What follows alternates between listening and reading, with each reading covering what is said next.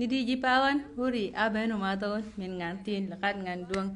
زي ما قلنا مرة الفات إنه هنتكلم عن شهور بلغة اللغة.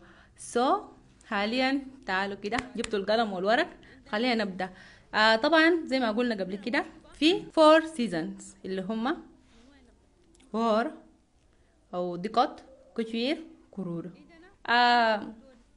كورة ده الزمن اللي الناس بتكون يعني دورة نجدت خلاص وحصدناه وكل شيء تمام والشمس بدأت تسخن وجو خربانة، يعني ما في شيء الناس تعمله أصلا.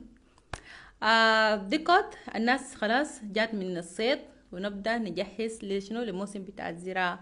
نبدأ نشيل الخشب مثلا أول الزراعة اللي قامت قبل كده ونكسره ونولع فيه نار ونجهز الأرض عشان شنو خلاص نحرس ونبدأ نزرع. كجيرة هنا هنبدأ نزرع اللي هم على بيطاب ونوع معين كمان من ذرة ما بتقوم إلا زمن ده كجيرة. تاني آخر حاجة عندنا كرودة. هنا الأولال بيبدأ ينجط. الأولال ده نوع من أنواع اللي هو الذرة أو بيعملوا دقيق بيعملوا بقى قصيدة، فبيبدأ ينجط بنبدأ نحصده وبنبدأ كمان نحصد الفول السوداني. وده كله كده مواسم بتاعنا. بالنسبة للشهور أنا هذكر منه ونشوف لو عندكم برضو بلهجة بتاعكم اللي هو برضو يعني لغة لغة بس لهجة بتاعكم لو عندكم لو برضو شاركونا في تعليقات.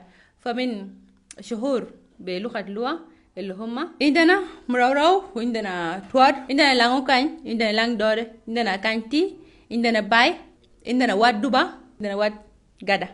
وده أقصى ما قدرنا له. فلو عندكم تاني برضو شاركونا وبكومنت ونشاركوا مرة الجاي برضو. يلا نتعلم منكم وتتعلموا مننا. تابعونا ما تنسوا تعملوا شير ولايك ومتابعة عشان نقدر نوصل لعدد أكبر عدد ممكن من لغة في كل مكان. باي باي.